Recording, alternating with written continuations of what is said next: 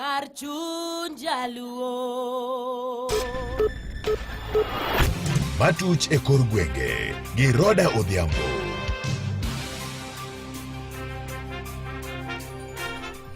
Machiegni wachako kod kaunti ma Migori kama wayudo ni jochiw thieth e kaunti ma Migori ochungo ng'anyo margi mandalo 11 bang' tend kaunti no yie mar chopo moko kuom dwachgi. Winjruok ma kamano obedo tok romo ma bende nokelo kanyakla riwruok mar nurses go gi piny owacho mar kaunti ma Migori kuom seche mohewo 4. Koke kaunti ma Migori, George Juma miyowa ler mathoth ewi wachni.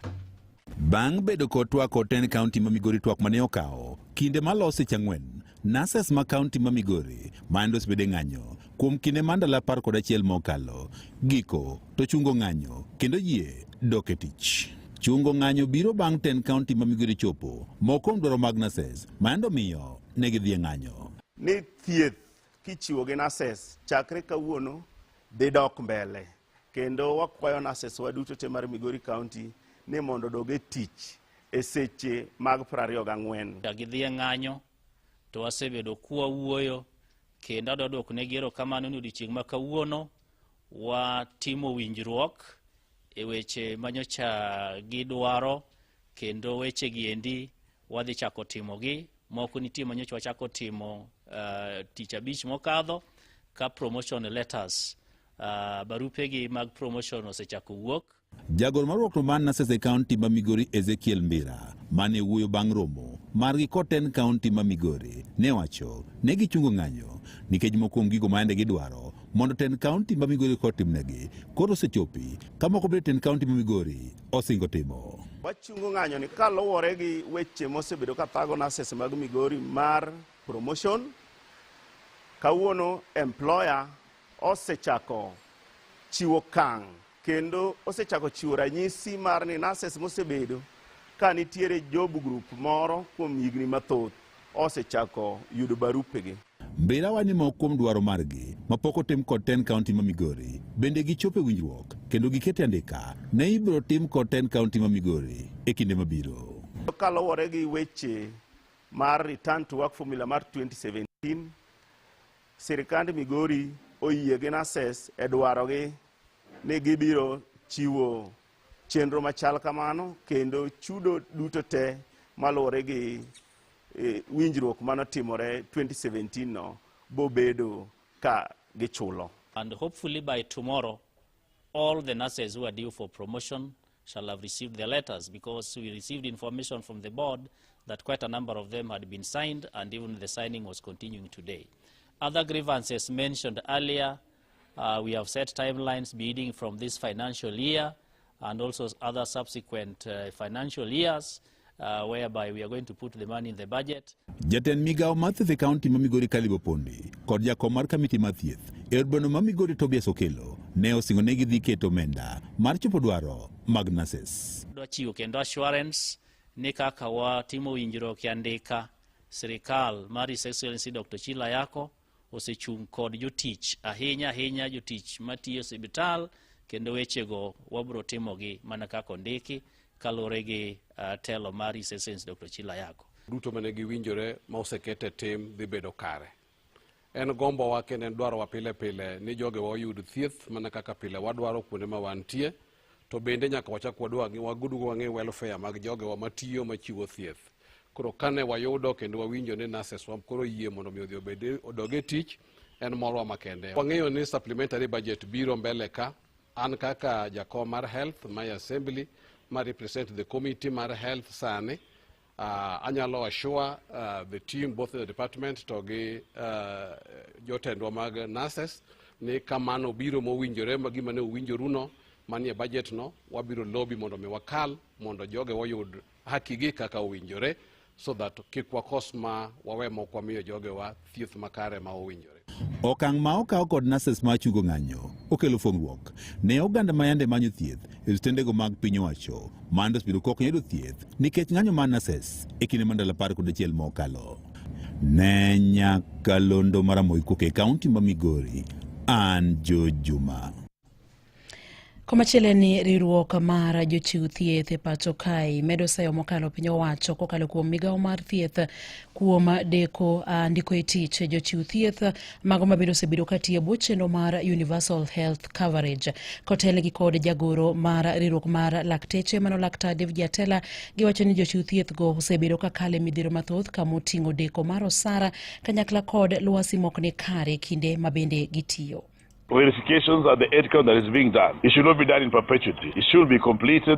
These UHC staff should be on the PNP and should be working with their wages. There is a trend in the country where salaries delay in the months of June, July, and August. Today we have over 40 counties that have not paid June salaries and July salaries. If these salaries are not paid within the next 7 days, then you should not expect doctors to be in the hospitals. The biggest impediment to universal healthcare in this country are private insurance company.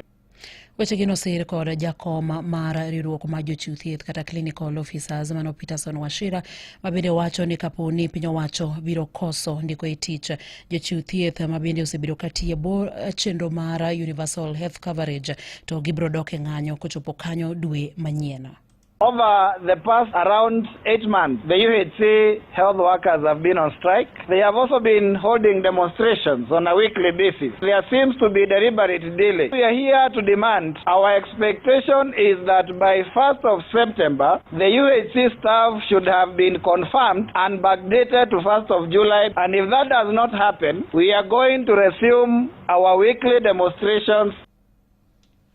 Wadhi kaunti ma Homa Bay kama wayudo ni moko kuom jodongo e ward ma Kwabwayi ka chung'od bura mandhiwa e kaunti ma Homa Bay koro kwayo sirikal mamalo kokalo e migawo mar teko mondo med keyo stima e gwenge makono kaka yo mar jiwo chenro mag dongruok kod arita e alworano. Jodongo go wacho ni nitie kuonde mathoth ahinya to chirni kod kuonde tiegruok mapok otud negi stima gino mabede kelo rochruok mar arita e gwenge makono. Kwayo makamano ne gichwalo ne jatend migawo mar teko Opiyo Wandayi. Kotelegi kod mane en ruoth magweng'no Dickson Ogindo Oher giwacho ni onge mar stima e skunde e gwenge makono osekelo ng'ikruok mathoth e chenro mag somo e skundego.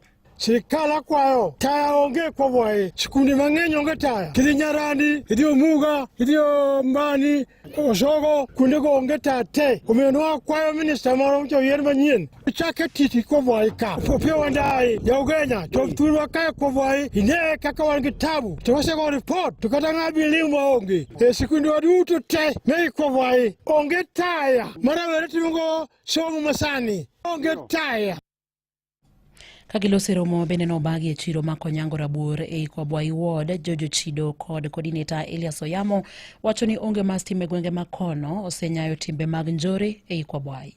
Jojo Chido dhok ikwalo ji koyudi to go report bok magi iwegeweya tima beyo ema miyo security bedo maber. Kon gi security mag stima centers magwagi to kubro dok chien kuosedhi malo kendo idho kabisa. Ne okwa sirikal omed security. Ani Elias Oyamo, ani coordinator mar Luo Council of Elders mar Kwabwayi ka. Eni odwa ni mondo security obed maber, mondo ngima ji obed maber. Omiyo sitima bende koro onge, kelnwa sitima e chirni gi te, nikech sitima ka onge to ohala ok nyal bedo maber. Jatend piny Migosi William Ruto choga aput moro mabende biro konye kedo kod mibadhi e pacho kae. Aputno ting'o migepe 10 kamoting'o duol makedo kod mibadhi mano EACC, migawo mar NIS, apisi mar Jamini Buche kod obila mago kwach kich mano DCI, ka apisi mar jatend piny ema bende biro tayo aputno, to apisi mar Attorney General ma pacho kae biro bedo jagoro mar aputno. Kanyakla bende migepe mamoko mabende omi thuolo mar bedo aputno gin kamoting'o duol mabendo chung'ne choko sure pacho kae mano KRA. Aputno igeno ni biro kedo kod mibadhi e yo makare pacho kae. Kindeni mabende jakom mar duol makedo kod mibadhi e pacho kae EACC mano David Oginde owacho ni mibadhi en midhiro maduong' ahinya e pacho kae. Oginde owacho ni mibadhi odwa jimbore mokalo ka olero ni jogo mantiere lemo mopogre ahinya to jotelo mabende nyayo mibadhi ka ogilu chik kendo giyako mwandu jopiny. That the religious sector would provide a voice, would be the conscience of the nation, would stand up when things are not going right. The reality, however, is that some of pulpits have been captured by politics. We have heard of funds that are given to religious institutions being misused. We know of silence in the face of injustice because, like somebody said, a dog with a bone in its mouth cannot bark. What is the undermining factor? Compromise of moral authority, political patronage within our religious sector. And I speak as one who belongs to that sector and has served there for a long time. Let me finish with the professional sector. And as I said, this is just a sample. It's not that these are the worst or these are the only ones. It's just that, just to tell us, show us how we have undermined this chapter 6. Kodhi nyime en ni jatend migao mar arita Kipchumba Murkomen owacho ni manena jalup jatend piny Rigathi Gachagua keto kamarach weche mag arita ma pacho kae kolosero mabende nokelo kanyakla duol mochung'ne weche mag arita e kaunti ma Murang'a. Murkomen wacho ni nyaka Gachagua ne wuoge pacho kae ka odhi e piny mar Amerika kwe osebedo e pacho kae. In the absence of that leader in the country, or his arrival is a security threat, because in the last few months or weeks when he has not been around, the country has been very peaceful. Perhaps the security agencies should be prepared for a more chaotic environment as a result of his coming back to the country. Murkomen wacho ni migepe mag arita oikore mar kedo kod tulo moro amora manyalo biro muoche kinde ma Gachagua biro mole pacho kae chieng' tich ang'wen jumani. Security sector is prepared to deal with any insecurity issues. The last time he was around, there were so many goons in the same of protest. We were very prepared, and every other minute the National Police Service is prepared to protect citizens and their property. Imedo winjo matuch e kor gwenge gi Roda Odhiambo. Piny owacho omako kuong' ma ok opodhi ma nengone en $3 million e kaunti ma Murang'a to ka pedha ma bende notim kod apisas mag arita. Jatend migao mar arita Kipchumba Murkomen wacho ni pedha ma bende ne gitimo ne odhi makare kata doko ni ne omonjgi kod obila matiyo machiegni gi johand kuong' ma bende ok opodhigo. Compromise the courts to get numerous court orders that have actually compromised the law enforcement activities in this county. An illegal and counterfeit alcohol worth over 3 million shillings, including compromise and sabotage from our own security officers. And the IG is going to take disciplinary action against them today. Bende ogolo siem ni johala ma bende dhi ataro gi chik mar kedo kod kuong' ma ok opodhi e pacho kae. Biggest problem here is the misuse of the alcohol distribution licenses, combining both legitimate or legal alcohol and the illegal one. There is a very notorious businessman here called Mike Power in his 58 distribution outlets within the county. Man mabedo kelo giko mag weche manyien e yorno mar adimba gi lak seche gi tudre kod Ochieng' Emmanuel koromo sa 11 ne weche manyien. Mago ne matuch e kor gwenge gi Roda Odhiambo. Weche tuke e Radio Ramogi. E weche mag tuke ni kocha mar Bidco United Anthony Ahulia okwayo jopuonj mag adhula e pacho ka mondo kaw ranyisi mosekel kod kocha mar Harambee Stars Benny McCarthy mar wilo jotugo kinde ka kinde. Owacho ni okang' ma kamano osemiyo Harambee Stars otimo maber e thuolo mantie gigo tuke mag CAF kata mag CHAN. As coaches, I think we should never be afraid of making changes, because in each and every match, Benny has not used the same lineup. You will see he'll introduce 2 or 3 players in the team, and the team will still perform. So I think he believes in all his players, and he trusts they will do the job for him. The trust he gives the players, make sure the players perform better. Japuonj no Europa okang' ma Benny McCarthy osebedo kata golo tim nero mar Harambee Stars ka japuonj mawuok e piny Afrika ma milambo no ero osebedo ka keto geno kuom jotugo duto moyiero kaka jatugo Mansour Suleiman Okwaro mano mi thuolo kuom thuolo mokwongo kendo timo maber. Looking at how Mansour is playing and then in the position that is being used by Coach Ben, I'm really proud of that guy. Yes. Ahulia bende nowacho ni nitie gik mathoth mokalo momiyo Harambee Stars timo maber magin kaachiel gi sir mag johera mag adhula kaachiel bende gi sir mar omenda ma osegolnegi. I think first playing at home. That's something that we've not done for years.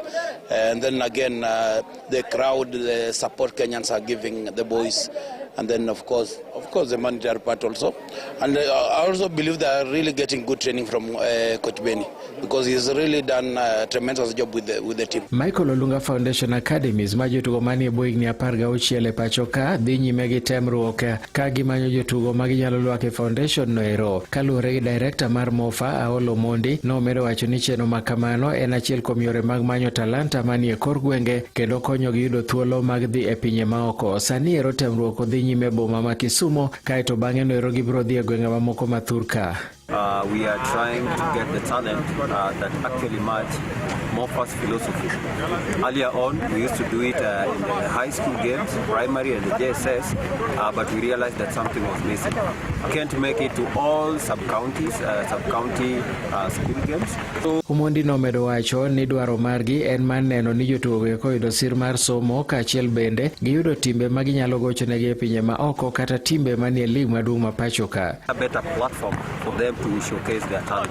Like the demands of the game right now and the trends right now actually inform our decision. And as Mofa, we are like our vision is to try and actually elevate these boys to national and international platform. So we know that in the near future, 3 years from now, 5 years from now, what caliber players would be required. And that is why we get it right and we prioritize the physique, the size is a big priority. Temruok ma kamano dhi e gwenge mamoko kaka Migori tarik 19 ma dwe ni, kaeto Bungoma tarik 20, Malindi gi Homa Bay tarik 21, kaeto Mombasa tarik 22 to Kilifi tarik 23 kaka Kakamega tarik 24 mar dwe ni. Komachielo bende ni tim mar adhula ma pacho ka Harambee Stars biro bedo weg pacho e tuke mag lero simbo mar dhi e World Cup higa 2026 kama gibiro tugo e paw tuke ma Moi Sports Center Kasarani. Kenya biro rakore gi Gambia tarik 5 ma dwe mar 9, kaeto girakore gi Seychelles tarik 9 e paw tuke ma Kasarani. Mairi en mijingo maduong' ne tim ne Roma Harambee Stars ma koro tugo tuke mag manyo thuolo ma dhi e World Cup e pap ma pacho kuom thuolo mokwongo bang' higni bura. Magi weche tuke, an Milton Ochieng'. Awinjo weche tuke e Radio Ramogi, kar chuny jaluo. Ramogi Radio Ramogi, kar chuny jaluo. Engineer Mike Jakerecho. Kwende kazi. Hai. Anile. Ongwela yaye mwenyezi. Lele. Tetenga vino. Iwero nyakamboga. Ando nyakamboga. Nyauoga. Ngajoge mekambare jepe. Winji wendi.